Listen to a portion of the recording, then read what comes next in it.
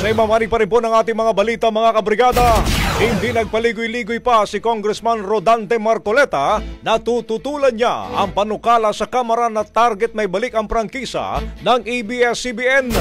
Mababatid kamakailang inihain ni House Ways and Means sa Panel Chairperson Joey Salceda ang House Bill number 11252 para mapaintulutan ang muling pag-ooperate ng naturang kumpanya. Sa kanyang explanatory notes, sinabi ni Salceda na na-clear na ng Security and Exchange Commission and BIR ang ABS-CBN sa mga akusasyong lumabag ito sa ownership restrictions at may pending na tax liabilities.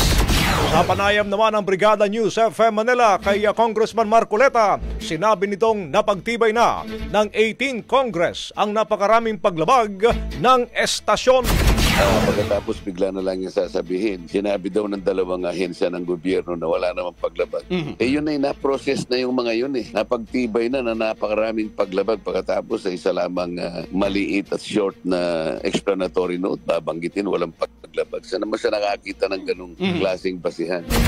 Kaugnay dito mga kabrigada, maring sinabi naman ng mababatas na dapat mapatunayan muna ng mga kongresista na nagsusulong ng naturang panukala na walang violasyong ginawa ang ABS-CBN. Tututulan ko sapagkat gusto ko palitawin nila na walang paglabag talaga. Paano na-establish ng 18th Congress? Wala nga silang sagot doon. Pagkatapos sasabihin na lang nilang biglaan, walang paglabag. Marami kasing kasinungalinang nangyayari rito.